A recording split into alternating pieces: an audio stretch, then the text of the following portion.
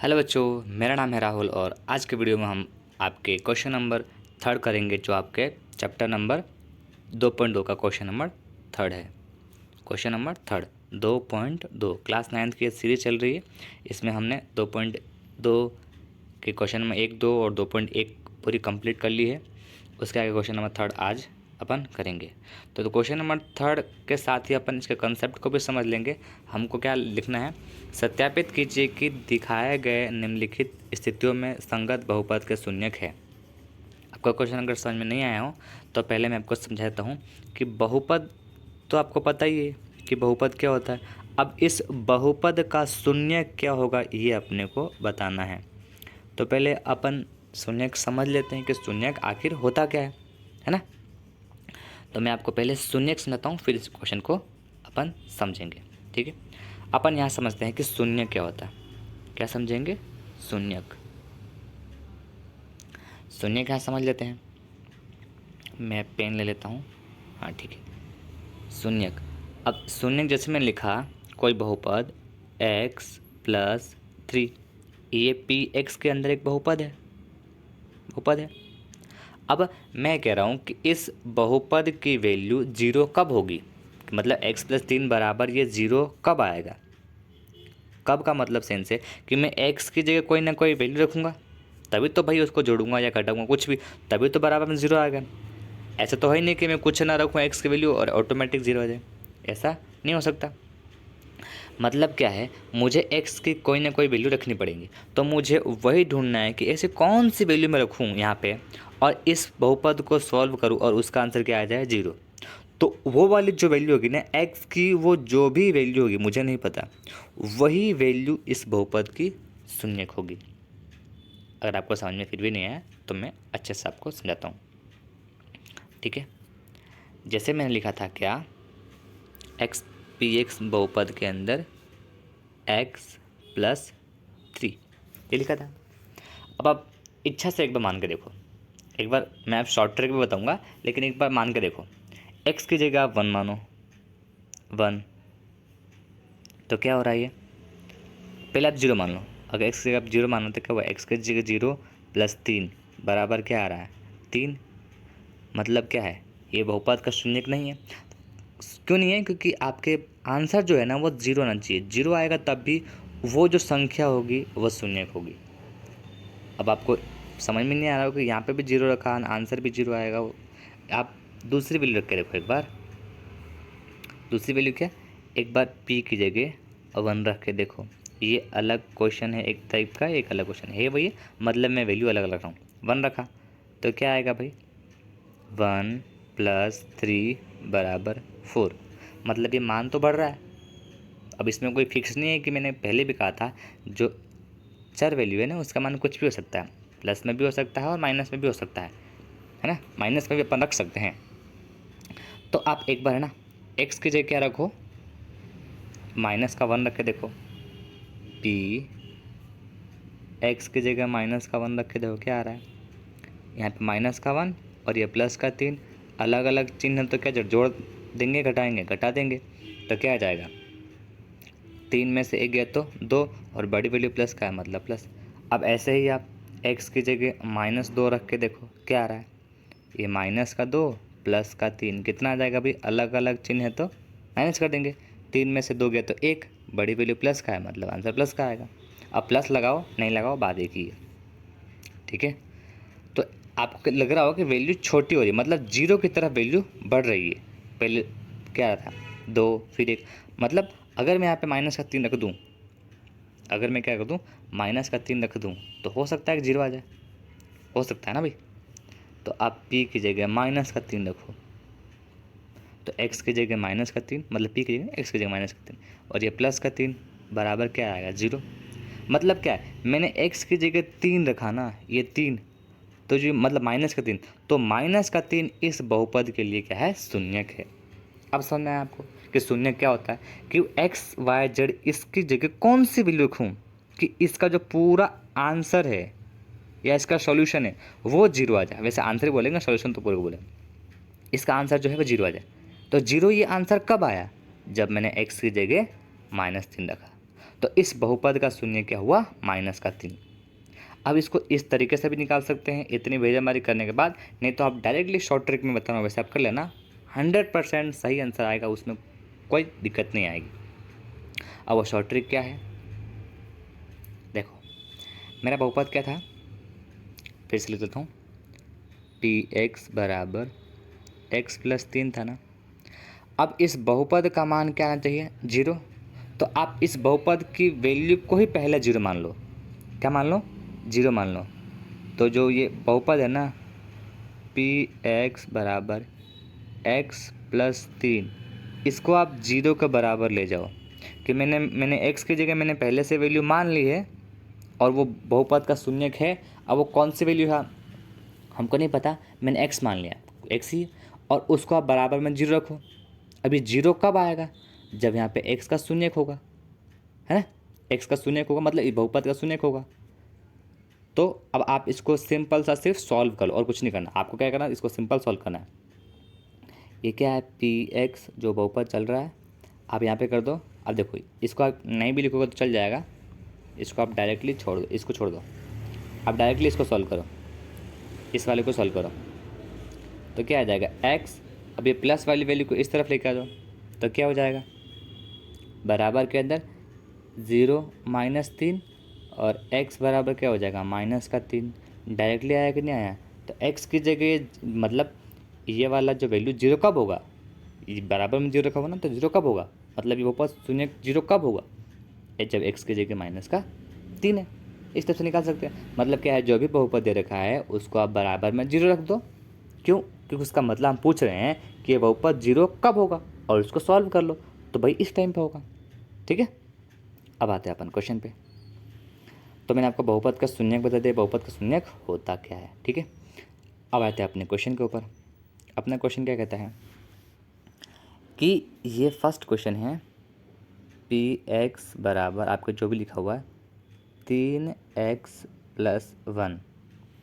फिर क्या दे रखा है कि आप x की जगह -1 बटा 3 रखो। इसने बोला हुआ ना कि जो ये बहुपद है और इसमें साथ में x बराबर ये -3 दिया हुआ है, तो क्या ये वाली संख्या में x बराबर 3 रखूँ तो इसको 0 कर देगा, और अगर 0 कर देगा मतलब ये वाला जो संख्या है ना इसका बहुपद होगा, है ना। जैसे मैंने क्या था, x की जगह -3 रखा था, तो x की जगह मैंने माइनस बहुपद में रखा था तो 0 गया था, तो मैंने कहा था कि वो x बराबर 3 बहुपद का शून्यक है, तो वैसे ही क्या इसमें 0 कर देगा।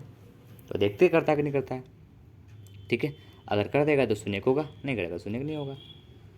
ठीक है, अब आप रख के देख लो, 3 की जगह 3 इंटू x की जगह -1/3 बराबर +1। देखो गुणा में है, इससे ये कट जाएगा और ये वैल्यू क्या बचेगी, देख एक मिनट मैं थोड़ा आपको इस स्टेप बताता हूँ। इस तरफ देखना, ये 3 से 3 कट गया, अब यहाँ पे क्या बचा, सिर्फ -1 बचा ना, क्योंकि बाकी वैल्यू तो कट गई। और उसके बाद क्या है, +1, तो -1 से +1 भी गया तो क्या है 0। मतलब क्या हुआ कि जो सामने वाली संख्या दे रखी है ना वो उसका बहुपद है। समझना है, इस टाइप से आपको सारे के सारे 8 क्वेश्चन को सॉल्व करना है। समझ में आया ना, तो अपन फटाफट इन सवालों को सॉल्व कर लेते हैं। मैं आपको सॉल्व करवा देता हूँ। अब आपका क्वेश्चन आपको ऊपर लिखा हो, मैं डायरेक्टली सॉल्यूशन लिख रहा हूँ। सेकंड क्वेश्चन क्या है अपना, मैं डायरेक्टली सॉल्यूशन लिख रहा हूँ। पी मतलब आपको px लिखना है, वो px की जगह आप ऐसे लिख देना 4/5 के अपन उसमें वैल्यू को रख रहे हैं, तो क्या आएगा 5 × 4/5 माइनस पाई, ये मैंने x की वैल्यू की, तो 5 से 5 तो कट गया, लेकिन अब ये 4 - पाई है ना, ये तो बचेगा ना। अब इसको सॉल्व नहीं कर सकते, इसको 0 कैसे बनाएंगे, मतलब जो ये वाला है बहुपद का शून्यक नहीं है, बस इतना सा। अगर 0 आता है तो शून्यक है, नहीं आता तो शून्यक नहीं है, क्योंकि वो वैल्यू को अपन जब अंदर रख रहे हैं तो 0 आना चाहिए ना। 0 नहीं आ रहा मतलब शून्यक नहीं है, मतलब उस बहुपद को वो शून्य नहीं बना रहा है। थर्ड सवाल, थर्ड का थर्ड, अब p की जगह इसमें 2 सवाल है, एक बार 1 रखना है तो मैं 1 रख रहा हूँ, 1 का स्क्वायर ये वाला सवाल है -1। तो देखो 1 का स्क्वायर करोगे तो भी 1 ही आएगा, उसमें से -1 घटा दोगे तो क्या आएगा, 1 में से 1 गया 0, मतलब ये वाला शून्यक है। अब इस सवाल में एक बार -1 भी रखना है तो -1 रख दिया, तो देखो यहाँ पे कर देता हूँ, -1 का स्क्वायर कितना होगा, और फिर माइनस का 1। देखो -1 का स्क्वायर कितना हो जाएगा 1, और -1 बराबर 0। ठीक है, देखो -1 मतलब देखिए -1 है, फिर इंटू करूँगा -1 से, तो एक का एक से इंटू करूँगा तो एक ही तो आएगा, और ये वाला माइनस प्लस का बना लेगा, इसलिए मैंने यहाँ पे ये प्लस का लिखा। ठीक है, अब ये प्लस का हो गया, फिर माइनस का तो ये है ही है, और इसके बाद ये -1 बराबर 0। ठीक है, तो दोनों ही बहुपद के शून्यक है। अगर आपके बेसिक्स अच्छे हैं ना तो आप आसानी से कर लो, और नहीं बेसिक्स अच्छे तो वैसे भी मैं बता रहा हूँ कि यहाँ पे ये माइनस और माइनस प्लस का 1 कैसा है, ये मैंने आपको यहाँ पे एक्सप्लेन कर दिया। ठीक है, मैथ्स में कोई क्लास डिफाइन नहीं करती है कि आपको मैथ्स आती नहीं आती, आपको बेसिक्स पे पकड़ बनानी पड़ेगी, जो हर क्लास में थोड़ा थोड़ा अपन सीख के कर सकते हैं। अब क्वेश्चन नंबर फोर्थ में क्या है, इसमें भी 2 है। एक बार x की जगह -1 रखना है तो मैं -1 रख रहा हूँ, डायरेक्टली सवाल में रख रहा हूँ ना, ये -1 +1 -1 -2। सवाल पे फोकस कर, देखो -1 + 1 क्या हो जाएगा 0, तो ये वैल्यू 0, और यहाँ पे क्या हो जाएगा ब्रैकेट के अंदर है, और ये दोनों वैल्यू सेम टू सेम मतलब जुड़ जाएगी, और बड़ी वैल्यू माइनस के तो मतलब माइनस, और यहाँ पे क्या आ जाएगा 0, क्योंकि 0 से किसी भी संख्या को मल्टीप्लाई करो क्या आ जाएगा 0। ओके, अब आते हैं अपना नेक्स्ट सवाल पे। चौथे का ही दूसरा सवाल है, चौथा सवाल का ही दूसरा सवाल है, चौथे का सेकंड तो क्या है आप समझ जाना, मतलब उसमें 2 वैल्यू रखनी, एक जगह 1 और एक में 2। तो P2 रखा, तो देखो x की जगह आप 2 रखो, 2 + 1। ठीक है, फिर 2 - 2, यहाँ पे भी 2 है ना, तो 2 + 1 कितना हो जाएगा 3, और इधर कितना हुआ 2 + 2 - 2 0, तो फिर से इसका आंसर 0, मतलब ये दोनों ही क्या है इस बहुपद के शून्यक है, मतलब इसके अंदर ये -1 और 2 दोनों ही इस बहुपद के शून्यक है, मतलब दोनों की वैल्यू रखने पर इसमें आंसर 0 आ रहा है। पर एक बार में एक वैल्यू रखनी, ऐसा नहीं कि आप फर्स्ट वाले में -1 दो और सेकंड वाले में -2 रख दो, मतलब 2 रख दो, ऐसा नहीं चलेगा। एक बार में एक वैल्यू रख के देखनी है कि वो आंसर आपका 0 बना रहा है कि नहीं बना रहा है।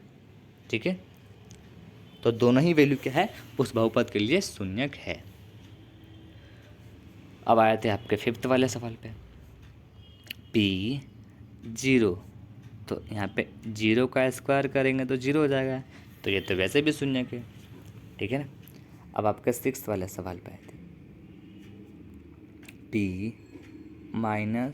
-m/l ये रखना है, तो l x की जगह -m/l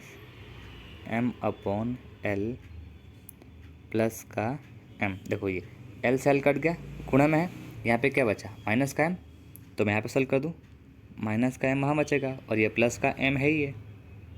ठीक है, माइनस का m से प्लस का m कट गया, कितना हो 0, मतलब ये भी इसका शून्यक है। समझ रहे हो ना आप, कि खाली आपको रखना है कि भाई वो वैल्यू रखने पर 0 आंसर आ रहा है कि नहीं आ रहा, अगर आ रहा है तो शून्यक है, नहीं आ रहा तो शून्यक नहीं है। ठीक है, अब आपके लास्ट 2 क्वेश्चन है, इसको मैं फटाफट करवाता हूँ। वैसे तो इस वीडियो को आप यहीं पॉज कर दो, आप वैसे खुद करो, जितना आप खुद करोगे ना आपको ज़्यादा समझ में आएगा, नहीं तो मैं तो करवा ही रहा हूँ अगर आपको कुछ समझ में नहीं आ रहा तो। अब देखो इसमें भी 3 रखना है, मतलब 2 वैल्यू रखनी, 1/√3, तो कितना हो जाएगा 3, 1/√3 का स्क्वायर -1। अब देखो इसको हल्का सा आपको सॉल्व करना पड़ेगा, क्या सॉल्व करना पड़ेगा, देखो ये 3 तो ऐसे कैसे रहेगा, अब 1 का स्क्वायर कितना होता है 1, ठीक है, 1 का स्क्वायर 1, और बट्टे के अंदर √3, अब ये स्क्वायर इस पर भी लगेगा, ये स्क्वायर इस पर भी लगेगा, तो √3 का स्क्वायर कितना होता है 3, तो यहाँ पे आ जाएगा 3, और यहाँ पे माइनस का 1 है ही है। ठीक है, ये 3 से 3 कट गया, तो यहाँ पे क्या बचा, यहाँ पे इस जगह पे क्या बचा, इस जगह बचा माइनस का, मतलब सॉरी प्लस का 1 सिर्फ, और इधर बचा माइनस का 1, प्लस का 1 कितना हो गया 0। अभी मैं देखो आपको ये बताता हूँ कि √3 का स्क्वायर मैंने 3 कैसे लिखा, क्योंकि हो सकता है कि किसी बच्चे को समझ में ना आया हो, तो बताना तो ज़रूरी है। ठीक है, तो देखो मैं यहाँ पे लिखा हुआ था 1/√3 का स्क्वायर, आप सिर्फ इस पर फोकस करो, वो सवाल तो बस हो जाएगा। इसका मतलब क्या हुआ, 1/√3 एक बार लिखा हुआ है इंटू 1/√3 ऐसा 2 बार लिखा हुआ है। स्क्वायर का मतलब क्या होता है, 2 बार लिखना। तो गुणा अपन ऊपर ऊपर से करते हैं, तो 1 का इंटू 1 हो जाएगा, और √3 इंटू √3 क्या हो जाएगा, 3। अब ये 3 कैसा होगा मैं आपको ये समझाना चाहता हूँ, तो इसको अब अपन ढंग से समझते हैं। देखो ये आ गया, ठीक है। अब देखो √3 का मतलब क्या होता है, इसकी घात कितनी है, इसकी घात कितनी है भाई, 1/2। 3 की घात 1/2। मैंने आपको सब पहले बता दिया था कि जिसकी घात अंडर रूट में होती है उसका मतलब 1/2। अब ये √3 2 बार लिखा हुआ मतलब क्या हुआ, √3 का स्क्वायर। ऐसे ही मतलब यहाँ पे क्या होगा, अगर मैं इसको लिखूँ तो √3 की घात 1/2, ये तो मैंने लिख दिया √3 को, और उसके ऊपर भी तो स्क्वायर लग रहा है, स्क्वायर। और आपने पढ़ा होगा, और नहीं पढ़ा हो तो मैं सूत्र बता दूं कि कोई संख्या है उसके ऊपर एक घात लग रही है और उसके ऊपर एक और घात लग रही है ना, तो उन दोनों घातों को हम गुणा करते हैं, एक घात m इंटू n कर देते हैं। तो यहाँ पे वही सूत्र लगेगा, 3 की घात 1 तो ये घात है और इसके ऊपर एक और घात लग रही है, तो 2 से 2 कैंसिल आउट हो जाएगा, तो क्या बचेगा, 3 की घात 1, जिसका मतलब 3 ही होता है। आई होप आपको समझ में आ गया होगा, मैंने बहुत ही बेसिक लैंग्वेज में आपको समझाया है, आपके सारे कॉन्सेप्ट मैंने क्लियर कर दिए हैं। और अब डायरेक्टली आप याद भी रख सकते हो कि कोई भी √3 इंटू √3 तो 3 ही होता है। ऐसे ही √25 इंटू √25 बराबर 25 ही होता है।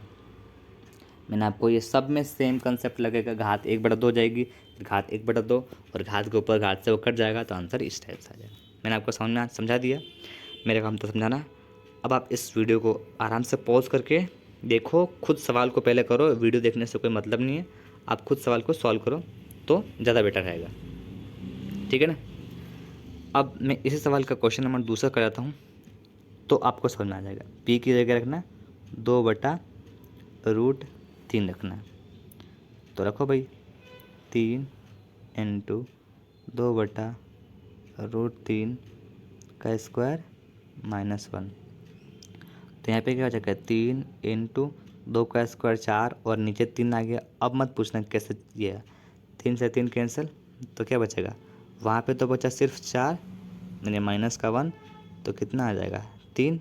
तो ये बहुपद का शून्यक नहीं है, मतलब फर्स्ट वाला तो ये बहुपद का शून्यक है और ये बहुपद का शून्यक नहीं है, क्योंकि इससे आंसर 0 नहीं आ रहा। ठीक है, ऑल क्लियर, ऑल क्लियर। चलो next, 8th question. 8th question क्या कहता है, x की जगह आप 1/2 रखो भाई, तो रख देते हैं p x की जगह 1/2, तो सवाल में भी आ जाएगा 2 इंटू 1/2 प्लस 1। अभी इससे से कैंसिल, तो क्या बचेगा यहाँ पे 1 + 1, कि देखो यहाँ पे, अरे इधर देख लो, ये देखो ये 1 और ये 1, तो 1 + 1 = 2। समझ में आ गया ना। तो आपकी क्वेश्चन नंबर 3 यहीं पे कंप्लीट होता है। इस वीडियो को करते हैं यहीं पे एंड। क्वेश्चन नंबर जो 4th है वो आपके नेक्स्ट वीडियो में करूँगा। मिलेंगे नेक्स्ट वीडियो में, तब तक के लिए बाय।